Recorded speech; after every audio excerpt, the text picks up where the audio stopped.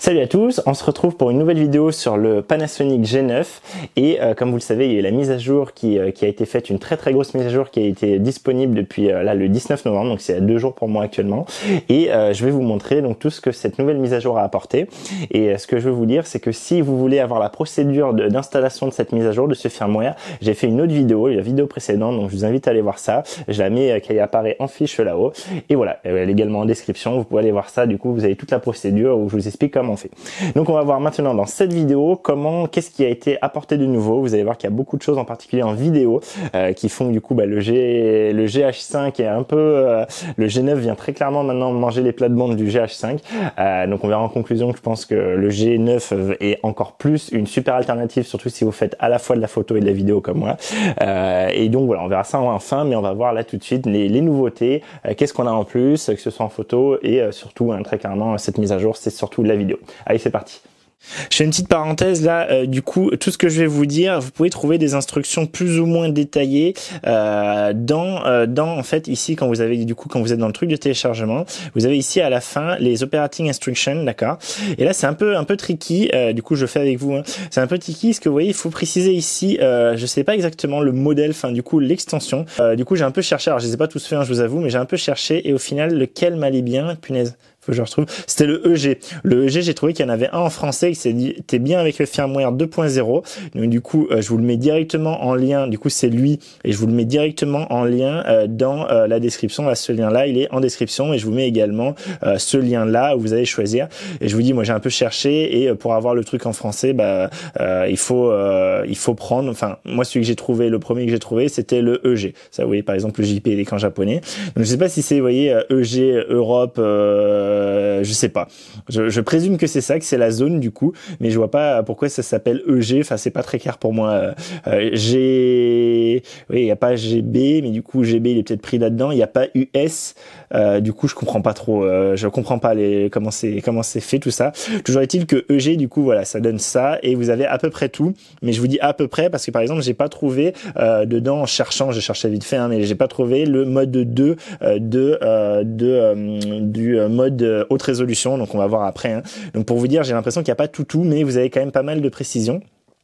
Et en particulier, là, je me suis mis ici, je vous le dis maintenant, hein, du coup, tout ce qui est, ce qu'on va voir après pour les vidéos, les différents formats d'enregistrement, etc. Vous allez voir, c'est assez, il y a beaucoup de choses du coup, et en fonction de quel format on utilise, quel type de bits, etc. On va avoir des choses qu'on pourra faire ou pas, les fréquences variables, les ralentis, des choses comme ça. Donc là, tout est résumé ici, tout est détaillé ici, toutes les cadences, les types de bits que vous avez, etc.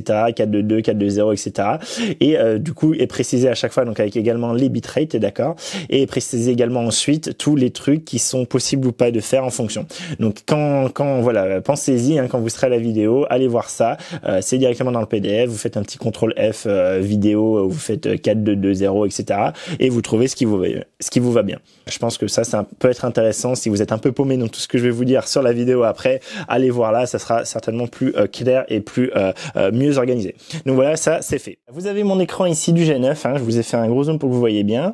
Je vais juste vous confirmer, vous remontrer ici, hein, allez voir ma première vidéo, hein, je vous ai déjà dit, mais je vous confirme ici que je suis bien sur la bonne version 2.0, d'accord, donc à ce niveau-là, il n'y a pas de souci.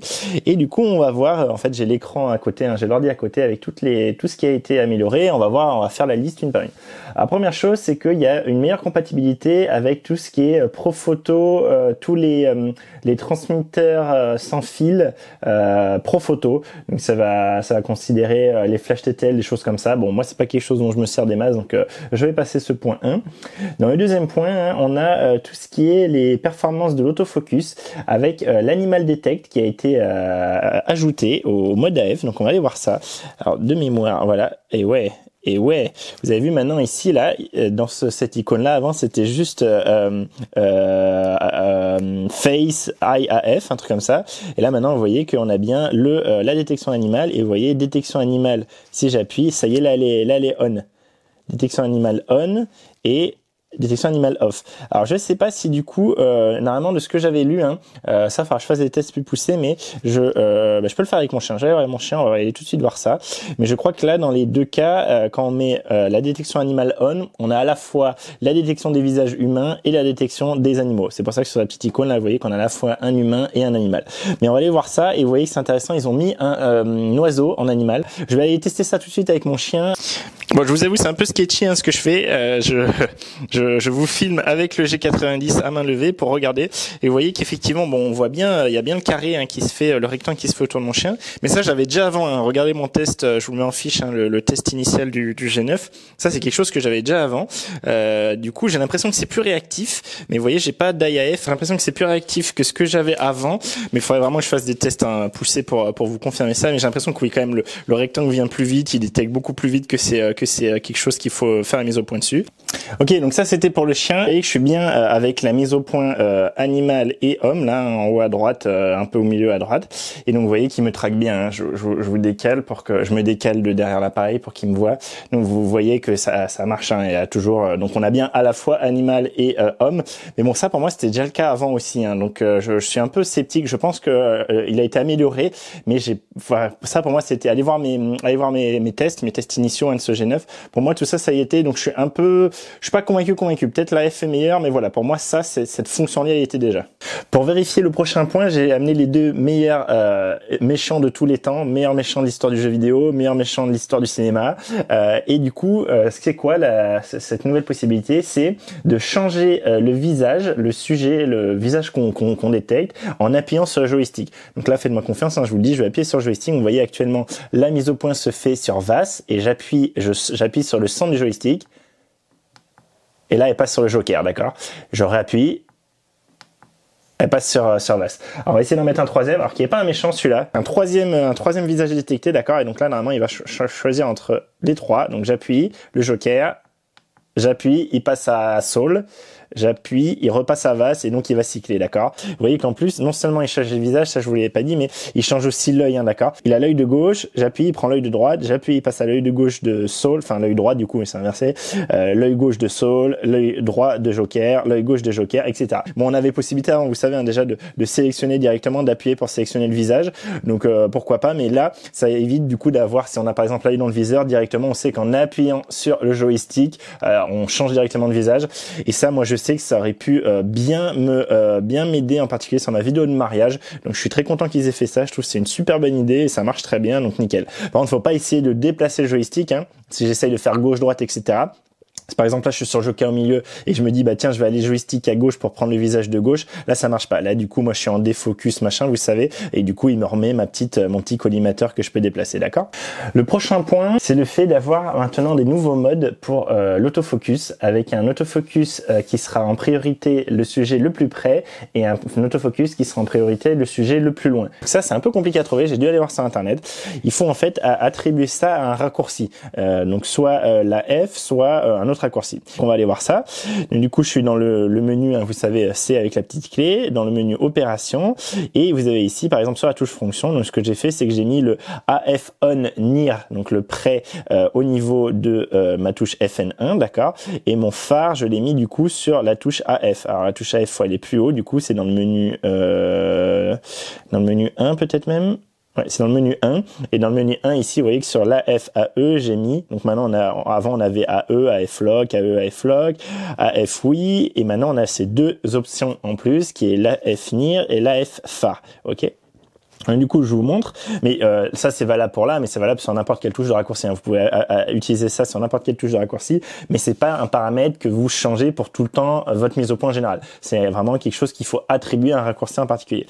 Donc du coup, si je vous fais la mise au point normale, là d'abord, la mise au point normale, vous voyez, il me le fait sur VAS, hein, le personnage le plus près. Je me suis mis évidemment ici du coup en mode AF avec plein de zones et pas la détection de visage, sinon il continuerait à aller faire les détections de visage. Et on va aller voir ça juste après. Du coup, là de base, lui, il fait ça. Si je lui dis du coup de prendre le plus près, bah il prend bien le même, hein. Il prend VAS, d'accord. Et si par contre je lui dis de prendre le plus loin, vous voyez que là cette fois avec ma touche de fonction, ma touche pardon pas de fonction mais de AF AE, là il prend du coup effectivement ça qui est le sujet le plus loin. Si du coup je le rapproche un peu et normalement maintenant c'est Saul le sujet le plus loin. Là il hésite un peu, je vais essayer d'écarter Saul. C'est peut-être un peu tricky avec le blanc. Hein. Voilà, là, il voit que c'est Saul le plus éloigné, d'accord? Donc Saul est le plus éloigné, Vas est le plus près. Si je fais la mise au point normale, il va sur Vas. Si je fais la mise au point la plus éloignée et que je refais la mise au point normale, il revient sur Vas. Donc vous voyez, moi j'aurais plutôt tendance quand même à mettre cette mise au point éloignée sur le raccourci, probablement lui d'ailleurs, le AFAE. Et par contre, mon fonction 1, je vais le remettre, c'était ma mise au point standard centrée qui me va très bien. Donc voilà, donc ça c'est une petite chose. Et si vous vous demandez, ça ne fonctionne pas avec la d'extension de visage. Donc, vous voyez là, la d'extension de visage, hein, ce qu'on disait tout à l'heure, le joystick permet de changer les visages, d'accord? Et si je lui dis de prendre le plus loin, vous voyez là, il va pas chercher à faire la mise au point sur le plus loin. Il prend celui qui est déjà sélectionné, d'accord?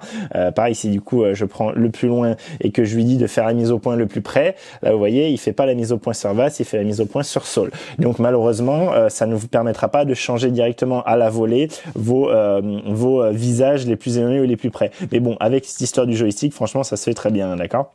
Donc voilà. Donc ça, c'était sur la mise au point à loin ou près. Alors pour les deux autres améliorations, je vous avoue que ça c'était pas ultra clair. J'ai dû chercher sur internet pour voir comment les activer et pour voir ce que ça faisait vraiment. Et c'est pas encore tout à fait clair. Donc si vous avez des informations supplémentaires, n'hésitez pas à me le dire dans les commentaires.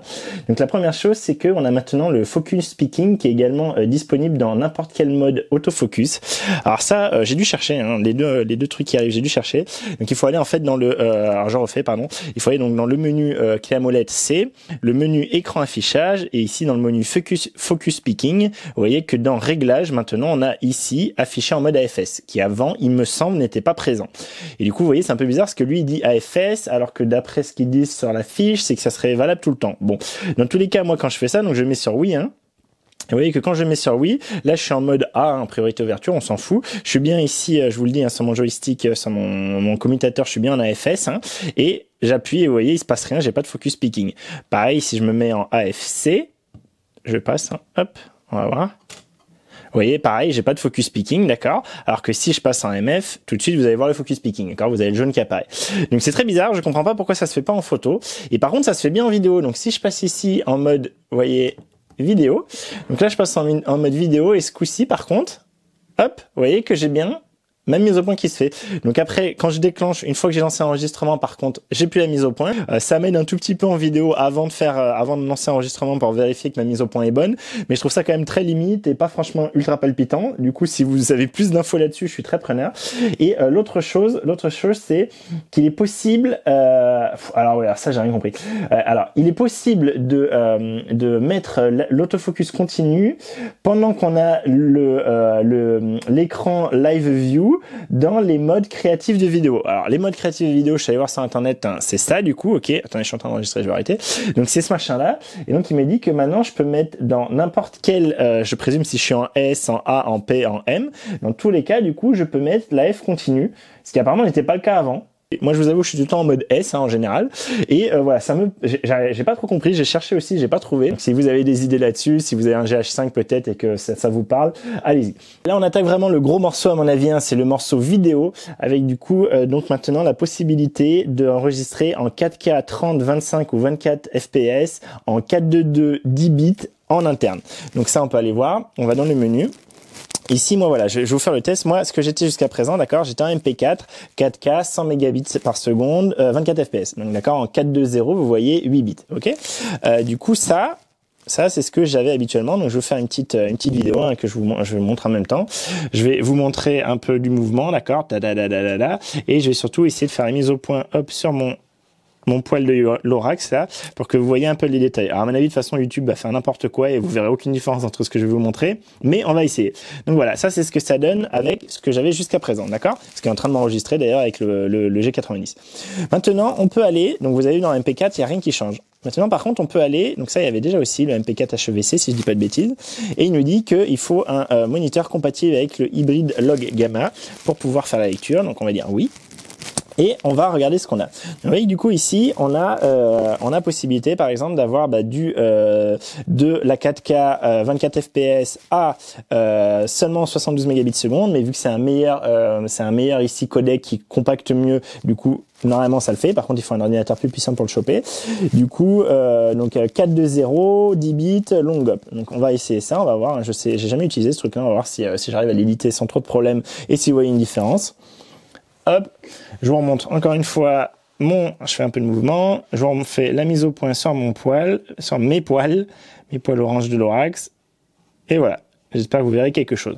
Donc voilà, ça c'était ça. Une autre chose qu'on a, c'est, du coup, ici, donc on va aller sur AVC HD, mais là ici on n'aura rien de nouveau, d'accord, c'est pas très intéressant, je vous le montre pas, moi j'utilise jamais ça. Et par contre ce qu'on peut utiliser maintenant, c'est ce qui était déjà le cas, mais on peut utiliser le Move, et dans le Move vous voyez que maintenant ici on a plein de choses. Vous voyez qu'ici donc on a sur le 60 fps, on est toujours en 420 8 bits, d'accord, c'est en fait le deuxième point qui est marqué dans la précision sur la mise à jour, c'est que pour les 60 et 50 fps, le 422 10 bits n'est possible que avec un moniteur externe en HDMI, d'accord. Donc là c'est pas le cas, ça sera pas le cas non plus ici. Par contre à partir de 30 fps, vous voyez qu'ici on peut avoir la possibilité d'avoir du 422 10 bits à 150 mégabits seconde au lieu de 100 mégabits seconde 420 8 bits. Donc voilà, c'est ça la grosse nouveauté. Moi du coup typiquement ce que j'utiliserais, ça serait ça, donc du 4K 24 fps 422 10 bits 150 mégabits par seconde. Donc je vais vous montrer ce que ça donne, comme ça vous aurez la comparaison. Encore une fois, je pense sur YouTube ça va pas faire grand chose, mais comme ça vous l'aurez, et si vous voyez vous me direz. Je fais un peu de mouvement comme tout à l'heure et je vous remontre, hop, ici avec la mise au point sur le poil, ok. Donc vous me direz si vous de votre côté vous trouvez que vous voyez une différence, vous notez quelque chose de différent, ou si franchement c'est pas flagrant du tout. Mais donc voilà, ça c'est possible, ça va être vraiment évidemment très intéressant pour ceux qui sont forts en vidéo, hein, bien meilleurs que moi, qui font de l'étalonnage après coup, et là on va avoir beaucoup plus avec du 422, hein, ça veut dire qu'on va avoir du 422 10 bits, ça veut dire qu'on va avoir une plage de couleurs bien plus étendue, qu'on va pouvoir beaucoup mieux récupérer les couleurs. Ensuite on a un point que moi je comprends pas trop, hein, qui est le niveau de luminance pour les vidéos 10 bits, et c'est supporté maintenant, on peut l'utiliser. Alors ça me parle pas trop, j'ai regardé un peu, je vous avoue que je sais pas trop si, je pense pas que ce soit l'assistance d'aperçu, je pense pas. Et encore, c'est peut-être ça qu'ils entendent pour le HLG du coup. Donc c'est peut-être ça qu'ils entendent. Et donc ça, vous voyez, donc là c'est disponible. On va pouvoir du coup, en fait, ça c'est faire directement afficher des luttes, hein, si je dis pas de bêtises, directement sur le boîtier. Alors je vous dis, je suis pas assez bon en vidéo, hein, pour être sûr de ce que je dis. N'hésitez pas à me corriger dans les commentaires. J'essaie de vous montrer les trucs, mais je suis pas sûr de ce que j'avance, hein, ici. C'est pas les choses dont je me sers. Donc là, il veut pas que je le règle, donc c'est qu'il est pas actif. Donc il est pas actif. Donc malheureusement, vous voyez que ça justement, ça va être actif que selon certains modes. Donc je crois que ça va être possible que en HEVC, on va voir si c'est ça. Voilà. Vous voyez qu'en HEVC, du coup, c'est ce que il me dit quand je passe en HEVC. Donc là, on va être en HDR. Donc ça, c'est l'autre point. C'est que l'HDR est supporté, et du coup, elle est supportée avec ce codec-là, d'accord. Là, ici, on n'aura pas d'HDR. Là, on n'aura pas d'HDR. Là, on n'aura pas d'HDR. Là, on va avoir de l'HDR, donc avec le HEVC.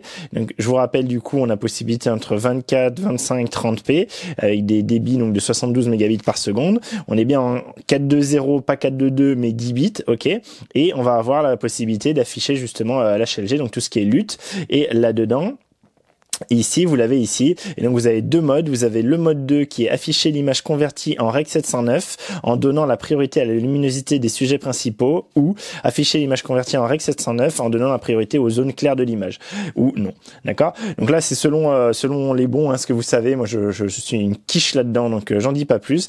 Donc ça c'était par rapport au point, voilà, luminance level for 10 bit vidéo est supported, d'accord. Et si enfin je me mets en AVC HD.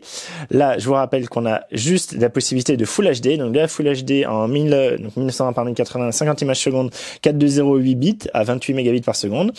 Pareil en 50 enfin on a 50p et 50i si on est entrelacé ou pas ou progressif, d'accord. Après c'est du i mais qui du coup en sortie donne du 25p ou du 24p. Bon, je m'en sers pas, mais admettons qu'on utilise ça. Et là vous voyez qu'ici on va avoir la cadence variable, donc il y a un des autres points, cette fréquence d'image variable, donc le variable frame rate VFR chez eux est supporté. Donc vous voyez, il est supporté que pour vraiment quand on est en AVC HD. La cadence variable ici, elle est possible qu'ici. Et vous voyez, du coup, bah il nous dit est-ce qu'on veut un effet lent plus ou moins, d'accord. Donc si je mets 60 images secondes et que je veux ralentir à 25 images secondes, bah du coup j'obtiens ces ralentis là, d'accord, ces accélérés ou ces ralentis là. Ici je change, si ici je lui mets du 24p, du coup ici on va être dans les réglages à 24p, d'accord. Donc voilà, donc pensez bien, c'est un peu, voilà, il faut d'abord choisir le truc de sortie qu'on voudra, donc du 24, du 25, du 30, et après on peut lui dire si on veut accélérer ou ralentir la vidéo.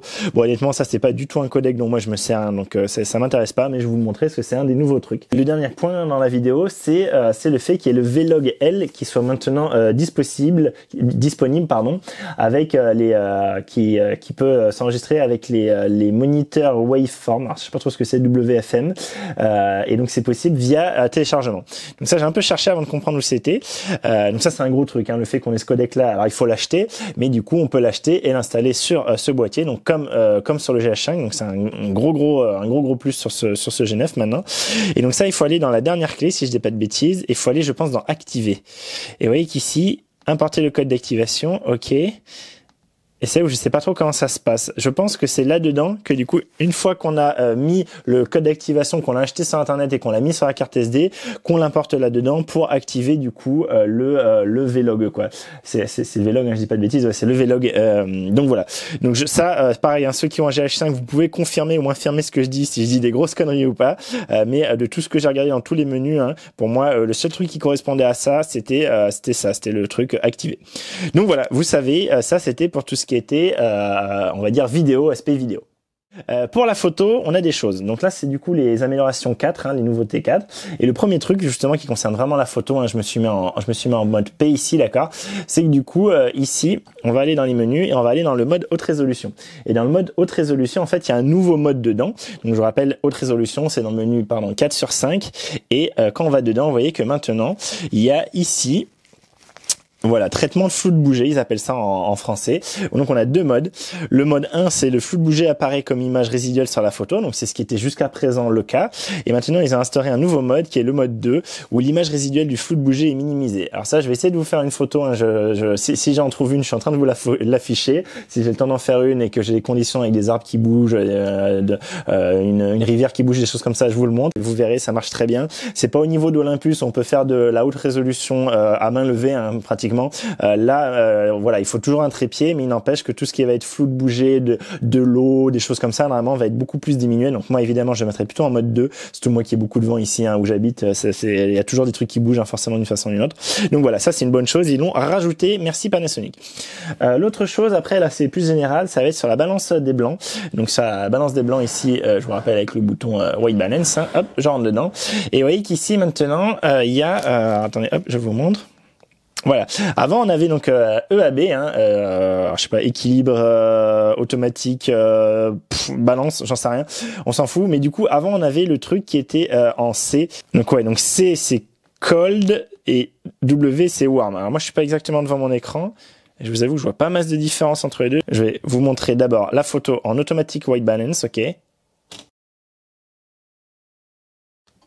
Puis la même en Automatic White Balance Cold, ce qui était déjà présent qu'on avait avant déjà. Et maintenant en White Balance Warm. Ok, voilà, donc vous avez les trois, hein, je vous les ai fait apparaître. Faites-vous votre idée, ce qui vous préférez. Au niveau du mode de mesure, donc on avait le mode de mesure multiple, le mode de mesure centré, le mode de mesure point, et maintenant il y a ça qui s'appelle haute lumière pondérée. Ça c'est pareil, je peux vous faire un test, hein, je vais vous montrer. Moi honnêtement là, les 90% du temps je suis en mesure multiple, donc pareil, je vous le fais en photo, je vous les affiche. Mesure multiple par rapport à centré, par rapport à point, qui se fait sur le bras de Saul là apparemment, et par rapport à haute lumière pondérée, qui j'ai l'impression il baisse quand même.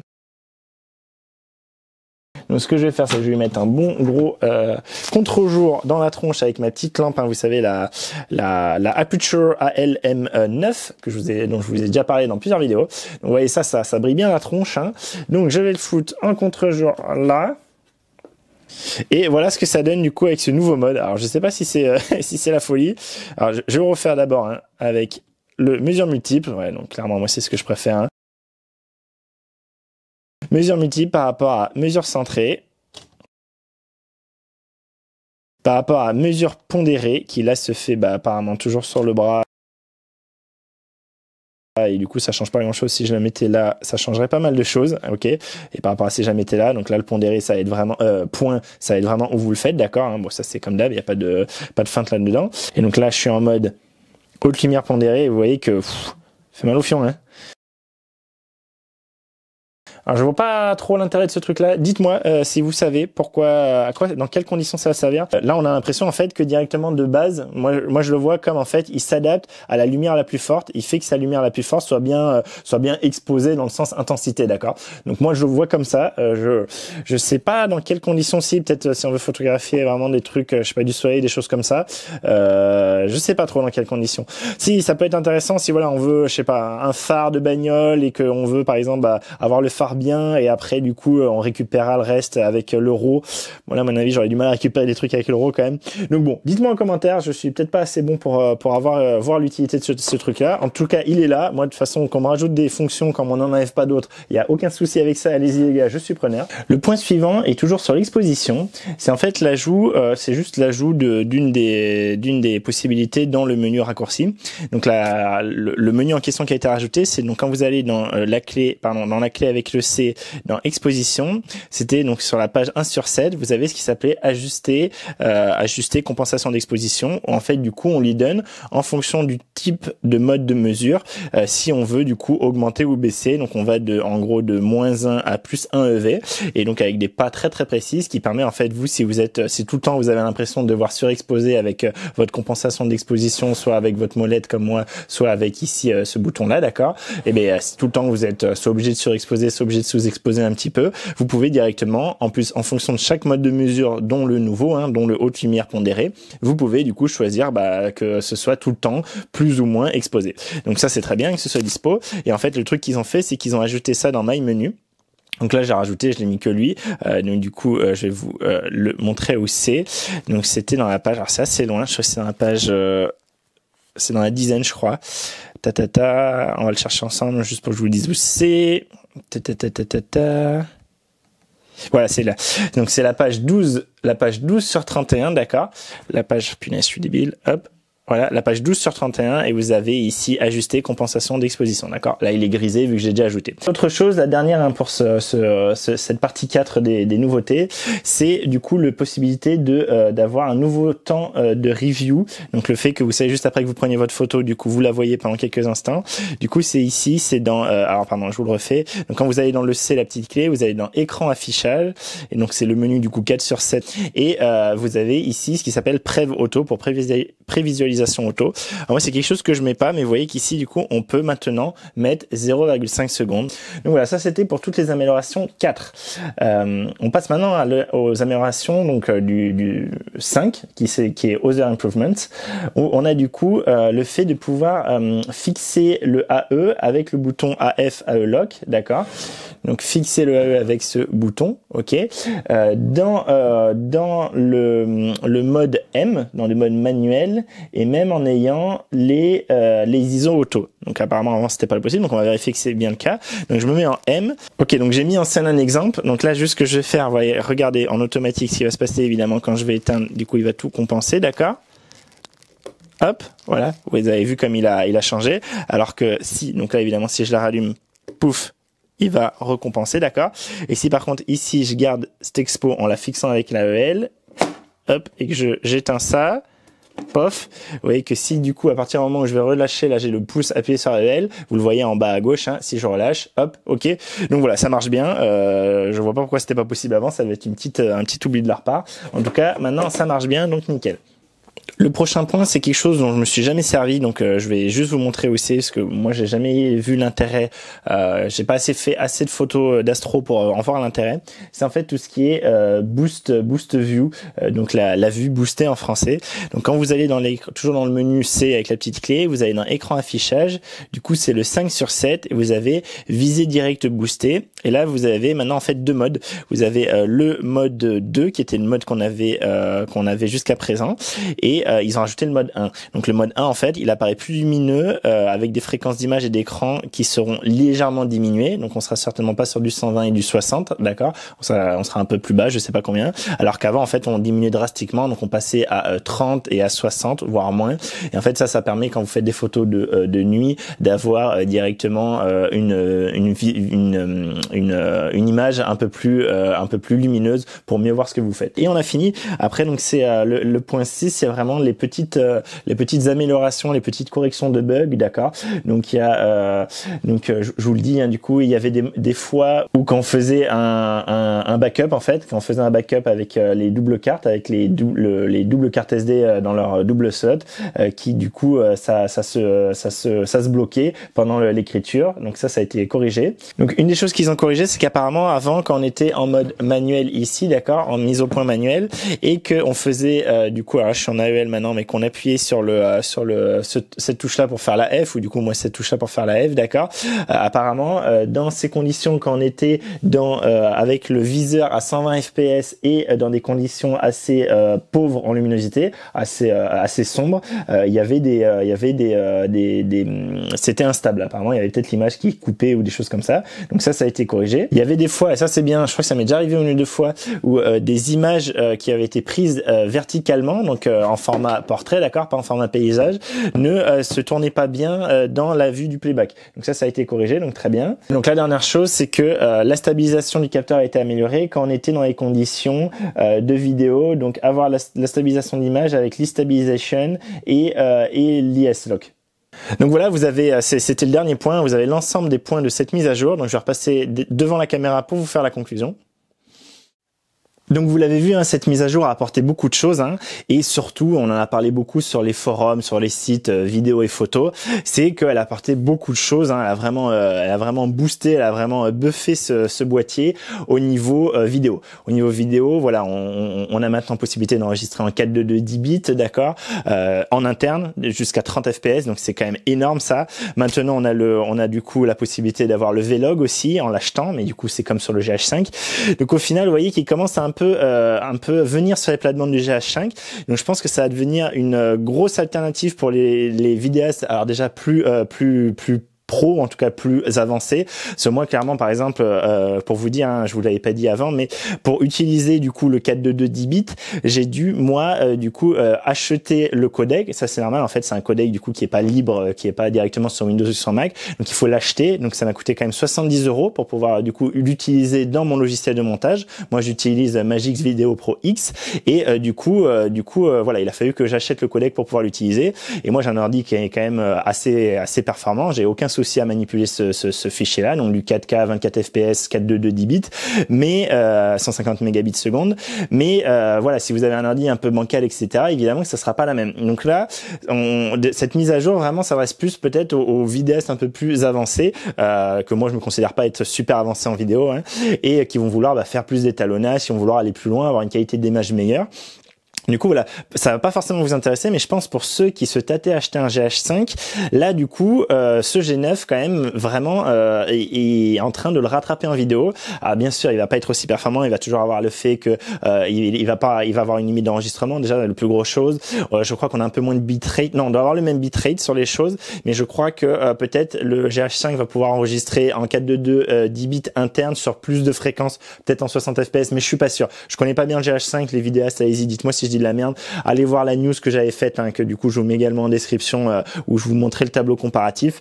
Mais voilà, dans ce tableau comparatif, allez voir, parce que du coup c'est un mec qui s'y connaît beaucoup plus que moi en vidéo, et il montrait voilà les différences. Et du coup, est-ce qu'un vidéaste vraiment plus expérimenté, au final peut-être s'il fait beaucoup de photos à côté, est-ce qu'il va vraiment être obligé de passer sur le GH5 avec des fonctions en plus, hein, des faits de voir plus de choses, des faits d'avoir plus de contrôle et de paramètres pour faire sa vidéo. Mais est-ce qu'au final, vu tout ce que lui est largement meilleur en photo, hein, lui c'est vraiment le flagship chez Panasonic pour du micro 4 tiers en photo, c'est vraiment lui le meilleur en micro 4 tiers en photo, sauf que maintenant il devient excellent en vidéo aussi, un peu moins bon que le GH5 mais quand même très très bon. Donc c'est pour ça que je voulais vous faire cette vidéo, c'est parce que peut-être que potentiellement là vous me regardez, moi je vais sortir ça normalement, là on est dimanche, je sais plus 24, un truc comme ça, ou 23 novembre, bref, dans une semaine, hein, vendredi prochain, là, même pas dans une semaine, vous allez avoir le Black Friday. C'est possible qu'il y ait des offres sur le G9. Je sais pas s'il va y en avoir beaucoup, mais peut-être il y en aura. Et si vous tâtiez à acheter le GH5, peut-être que maintenant, avec cette mise à jour, regardez le G9. Surtout si vous voulez vous mettre à la photo à côté, que vous pensiez prendre un boîtier peut-être photo et un boîtier vidéo, là maintenant vous pouvez prendre qu'un boîtier photo vidéo. Donc je pense que vraiment ce G9 est encore plus intéressant qu'avant. Déjà il était vraiment super intéressant. Si vous n'avez pas vu et que vous vous tâtez justement, allez voir mes vidéos de test de ce G9. Hein, j'explique plein de choses. Je le compare en partie à la 7 III. Voilà, je vous montre plein de choses. Je teste cet objectif dessus, hein, pour les vidéastes aussi, pour les photographes aussi, mais pour les vidéastes, le 10-25 f1.7, donc équivalent 20-50 mm f1.7 avec bague d'ouverture, d'accord, avec ouverture. Un bague d'ouverture directement sur l'objectif, fluide, très agréable, bague pour passer en manuel avec le fameux clic, hein, d'accord. Bon, allez voir pareil, allez voir mes tests, ça apparaît en fiche, tout ça. Donc voilà, vraiment je pense que ce G9 devient un très bon boîtier, enfin devient un encore meilleur boîtier et qui s'adresse maintenant encore plus aux vidéastes, et que voilà, je pense que c'est une très bonne alternative. Donc allez voir ça et peut-être partez sur lui plutôt qu'un GH5. Donc voilà, vous l'avez compris, ce G9 pour moi devient encore une meilleure alternative, hein. Regardez les offres que vous pouvez avoir pour le Black Friday, là peut-être il va y avoir des choses qui vont sortir, peut-être à Noël aussi. Voilà, à mon avis, vraiment, regardez d'autres tests, faites-vous votre propre opinion, mais je pense que ce G9 est vraiment un excellent compromis pour faire de la photo vidéo comme moi. Je suis très content de ces nouvelles mises à jour. Je vais essayer de filmer maintenant en 4.2 10 bits, hein. On va voir ce que ça donne, si vraiment, en fait, j'attends de voir ce que va donner cette vidéo, les exemples que je vous ai donnés sur YouTube, voir si de façon YouTube compresse tout et que c'est absolument pas intéressant pour moi. Je vais peut-être quand même essayer de m'y mettre au moins pour mon voyage à New York, pour essayer du coup pouvoir réétalonner derrière, parce que j'ai souvent des petits soucis de balance des blancs, etc. Donc avoir plus de marge de manœuvre sur, on va dire, la colorimétrie, et donc m'y mettre un peu plus, hein, ça c'est clairement mon gros point faible en vidéo. Et du coup voilà, donc je pense que je vais maintenant filmer, hein, quand je serai sur le G9 en tout cas en 4.2 10 bits, quand je vais faire un compromis où je filmerai à la fois avec le G9 et le G90. Là par exemple je fais une vidéo sur un copain au Windsurf, clairement vu que j'utilise les deux, je vais rester en mon MP4 standard, hein, exactement le même, pour pas avoir des différences, des choses comme ça, pas m'emmerder après au montage. Donc voilà, j'espère que cette vidéo, voilà, je conclue là-dessus, j'espère que cette vidéo vous a plu. Si c'est le cas, n'hésitez pas à la liker, la partager, n'hésitez pas à vous abonner pour d'autres vidéos dans le style, et moi je vous dis portez-vous bien, faites-vous plaisir, et à très vite pour une prochaine vidéo. Allez, salut!